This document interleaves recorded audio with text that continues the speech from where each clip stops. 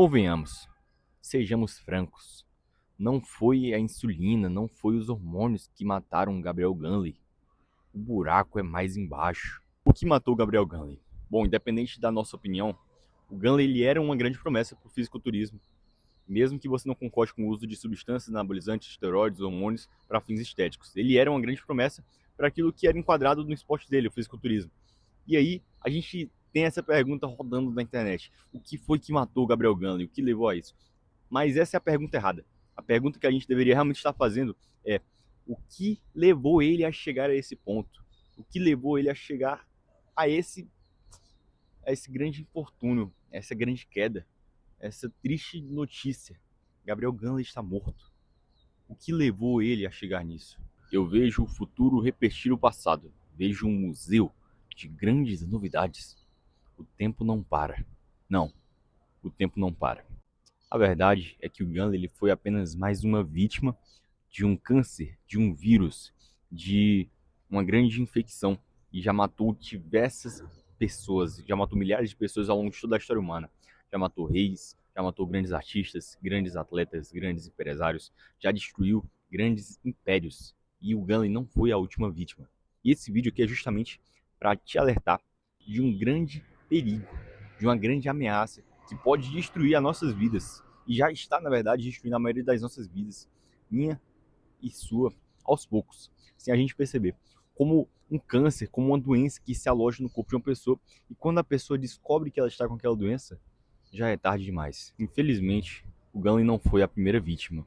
E nem será a última vítima dessa grande crueldade, dessa grande doença, desse grande câncer que vem ameaçando nossas vidas, principalmente na época em que vivemos. E a pior parte de tudo isso é que essa doença, ela não parece uma doença. E nem parece um resfriadinho que você ignora ali, achando que não, tá tudo bem, é só um resfriado. Ela vem em formato de coisas boas. Por exemplo, família é uma coisa boa. Um ministério religioso é uma coisa boa. Cuidar da sua saúde é uma coisa boa. Trabalhar é uma coisa boa. Trabalho dignifica o homem, isso é uma coisa boa. Essencialmente é uma coisa boa. Você concorda comigo? E isso é justamente porque essa doença, ela age como um parasita. Ela se instala em uma coisa que é legítima e aos poucos, sem que a gente perceba, ela vai distorcendo aquilo. Calma aí que você vai entender melhor. Quando aquele ministério da igreja vira um culto ao próprio ego, ao próprio eu, quando o trabalho ele vira uma escravidão e você se torna um escravo do dinheiro, quando o amor ele vira posse, quando a ambição vira ganância, quando a confiança vira arrogância. Você percebe a diferença entre as coisas que eu apresentei? Você percebe que ser confiante não é uma coisa ruim, essencialmente não é uma coisa ruim. Você percebe que trabalhar essencialmente não é uma coisa ruim. Você percebe que amar não é uma coisa ruim, que servir a Deus na igreja, ter um ministério não é uma coisa ruim. Isso não é ruim. Ruim é quando você faz a coisa certa pelo motivo errado. E foi pesquisando um pouco mais a fundo sobre todo esse caso que eu comecei a me perguntar: será que realmente foi uma substância que matou Gabriel Ganley?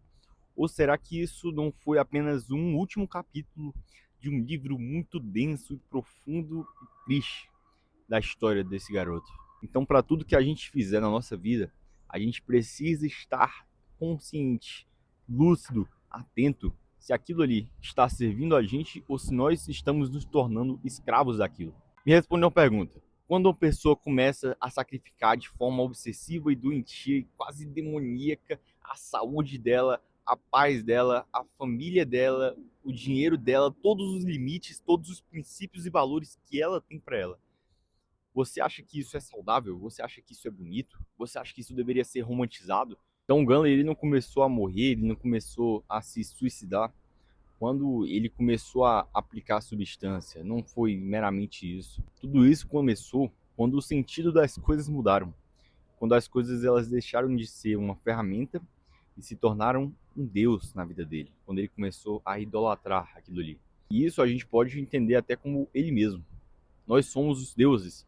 Nós somos nossos próprios deuses nessa era. Você já parou para pensar quão absurdo é o fato de que nós temos uma rede social onde eu tenho um perfil meu, que eu posto fotos minhas, que eu posto vídeos meus, que eu posto feitos meus, e as pessoas vão até esse perfil vão lá curtir, comentar, compartilhar, falar o que elas acham legal, o que elas acham ruim sobre aquele perfil que eu criei. Você já parou para pensar o quão absurdo é isso, o quão egocêntrico é isso? A gente tem redes sociais só para isso, para falar de nós mesmos, para idolatrar nós mesmos, nosso próprio ego, nosso próprio eu, para poder ter esse reconhecimento externo. Você entende, cara, como isso inclusive é viciante?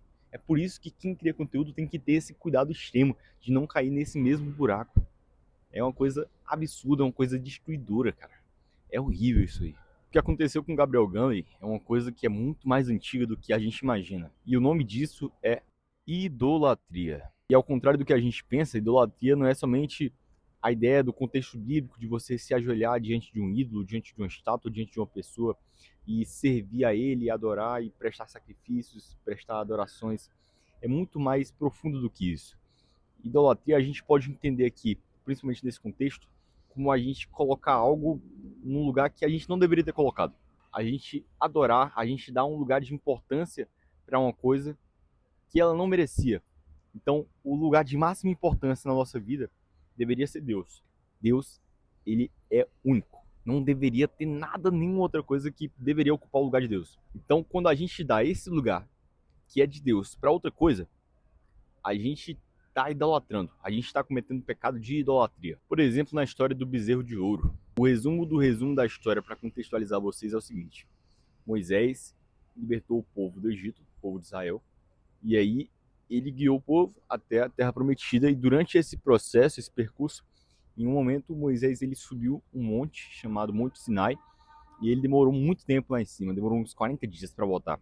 E aí o povo ficou agoniado, né? Poxa, cadê o cara, mano? O cara sumiu 40 dias, deve ter morrido.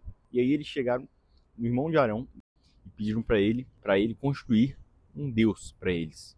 Um deus para guiar eles. E aí Arão pegou e construiu esse ídolo. Ele pegou todos os brincos, joias de ouro do pessoal, tudo, derreteu, e aí montou um bezerro de ouro. E aí eles começaram a adorar esse bezerro, e aí festejaram e fizeram a maior bagunça do mundo lá. E Moisés chegou, Moisés ficou 40 dias, subiu lá, e aí falou com Deus, pegou as tábuas, e aí ele desce, depois de 40 dias ele chega, e o pessoal tá lá, festejando lá com Deus que eles criaram, com um ídolo, entendeu? E aí ele fica puto com aquilo ali, né? E aí ele pega, quebra as tábuas, e ele derrete o ouro lá e bota pros caras beber. Enfim, mas o que é que eu quero trazer dessa história? O erro do povo do Egito, do povo de Israel, é o mesmo erro que nós cometemos. Sabe qual erro? O erro de transformar uma criatura no Criador. Dar o lugar do Criador, que é Deus, para uma criação, para uma criatura. E aí a gente destrona Deus do nosso coração e coloca essa criação, essa criatura, esse objeto, esse ideal, às vezes até nós mesmos, no lugar de Deus no nosso coração, no trono de Deus. E hoje em dia esse bezerro só mudou de forma. É a mesma coisa, a mesma ideia, a mesma ideia. A história se repete. Só que agora o bezerro é outro. O bezerro é o shape, é a fama, é o dinheiro, é a luxúria, é a idolatria a nós mesmos, é o ego, é o egocentrismo, sabe? E essa frase resume bem isso. Trocaram a verdade de Deus pela mentira, servindo e adorando a criatura em lugar do Criador. Se eu não me engano, isso está escrito lá em Romanos 1:52, ou é Romanos 1:25? Acho que é Romanos 1:25. E é exatamente essa ideia. A gente pode até citar casos históricos, entendeu? Não é sobre fisiculturismo, é sobre a natureza humana, entendeu? É sobre algo muito mais profundo, algo do fundo da nossa alma, um buraco que precisa ser preenchido. E que quando a gente preenche pelas coisas erradas, a gente entra num estado de obsessão doentia e inacabável. Porque esse buraco é do tamanho de Deus. Por exemplo, alguns casos aí. Elvis Presley, Mike Tyson, inclusive Mike Tyson ainda fala sobre isso hoje, ele traz esse alerta sobre fama, entendeu? É uma coisa perigosa mesmo. Inclusive, eu recomendo que vocês pesquisem um pouco mais sobre a história dele.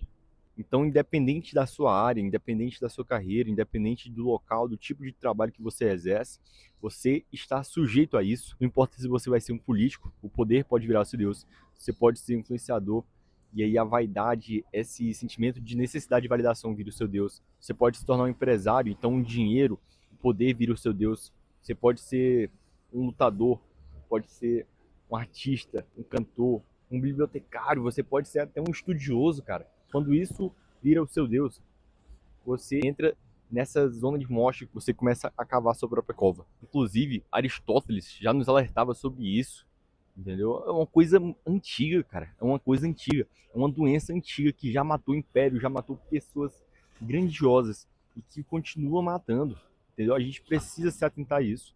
Aristóteles, ele falava mais ou menos assim.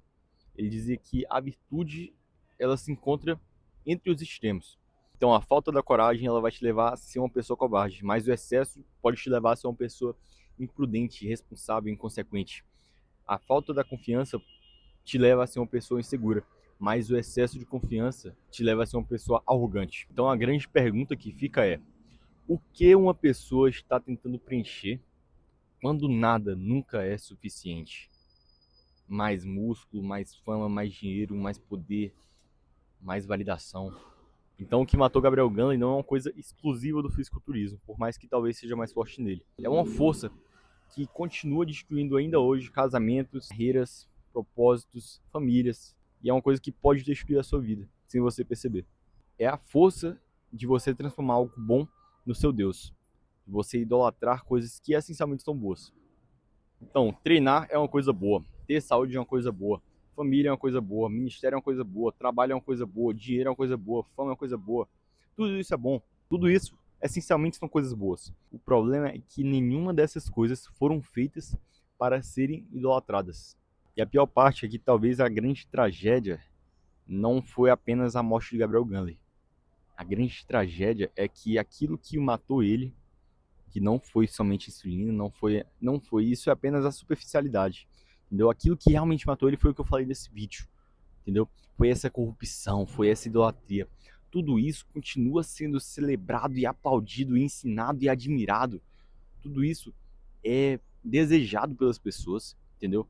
O que matou ele é aplaudido, é incentivado, entendeu? É ensinado.